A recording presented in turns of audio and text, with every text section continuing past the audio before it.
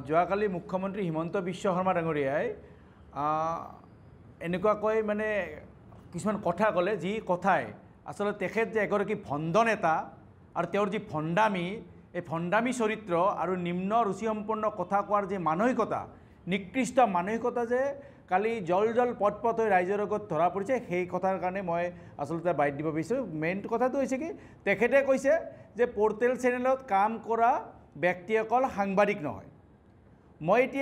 মই যিমান দূৰ জানো বা আপোনালোকে ভালকৈ জানিব যে গুৱাহাটী প্ৰেছ ক্লাবত মানে প্ৰেছ ক্লাবৰ লগত জড়িত এনেকুৱা বহু সাংবাদিক আছে যি সাংবাদিকে পৰ্টেলত কাম কৰে আৰু হিমন্ত বিশ্ব শৰ্মা ডাঙৰীয়াই এনেকৈ মানে প্ৰেছ ক্লাবক চেলেঞ্জ কৰিছে যে গুৱাহাটী প্ৰেছ ক্লাবৰ সহকাৰী সাধাৰণ সম্পাদকৰ দৰে এটা গুৰুত্বপূৰ্ণ বিষয়বাবদ থকা ব্যক্তি এগৰাকীক তেওঁ সাংবাদিক নহয় বুলি তেখেতে ক'ব বিচাৰিছে।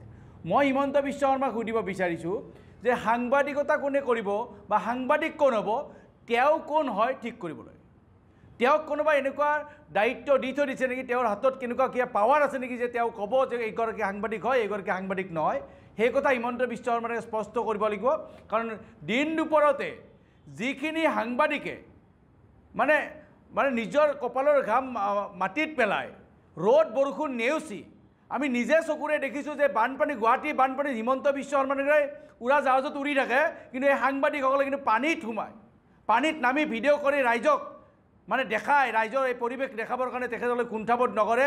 গুলী বোমা কিমান ক্ষেত্ৰত তেওঁলোকৰ মানে কন্দুৱা গেছৰ আঘাতপ্ৰাপ্ত হয় সাংবাদিকসকল, এনেকুৱা ক্ষেত্ৰত তেখেতে সাংবাদিকক এনেকৈ অপমান কৰাৰ ক'ত অধিকাৰ পালে মই হিমন্ত বিশ্ব শৰ্মাক স্পষ্ট কৰিব বিচাৰিছোঁ। লগতে তেখেতে এটা কথা কৈছে যে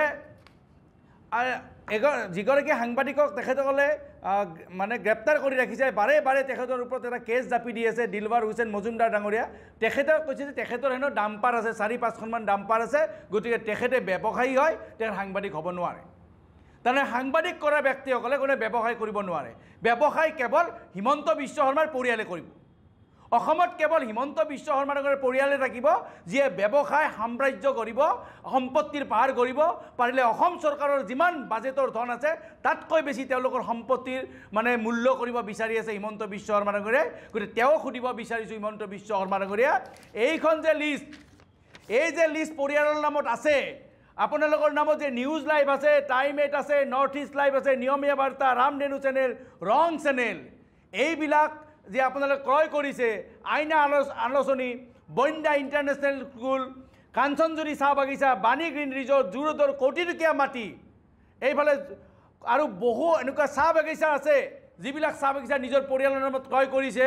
এই যে গুৱাহাটীৰ ওচৰৰ বঙৰাৰ 29 বিঘা মাটি, কলিয়াবৰত তেওঁলোকৰ প্ৰাইড এণ্টাৰটেইনমেণ্ট প্ৰাইভেট লিমিটেডৰ নামত যে 106 বিঘা মাটি, এই যে মাজুলীত যে তেওঁলোকে 28 বিঘা মাটি যে মানে জনজাতীয় মাটি যে তেওঁলোকৰ নিজৰ নামত কৰিছিলে, এইবিলাকৰ উৎস কি আছিল, কি ব্যৱসায় কৰিছিলে হিমন্ত বিশ্ব শৰ্মা ডাঙৰীয়াই নিৰ্বাচনৰ তেওঁ মানে ৰাজনীতিত অহাৰ আগতে।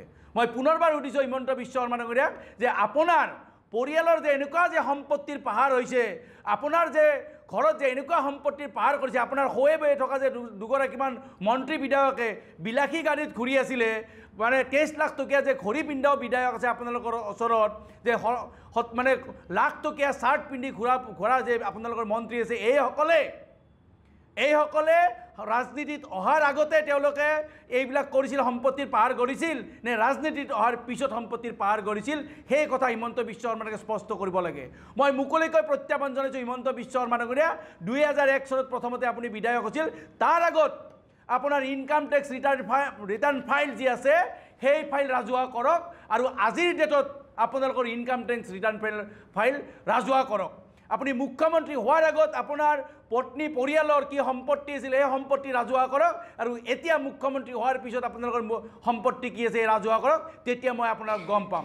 এনেকুৱা ভণ্ড চৰিত্ৰৰে, এনেকুৱা ভণ্ডামীৰে আপুনি যদি ৰাজ্যখন চলাব বিচাৰিছে নোৱাৰে।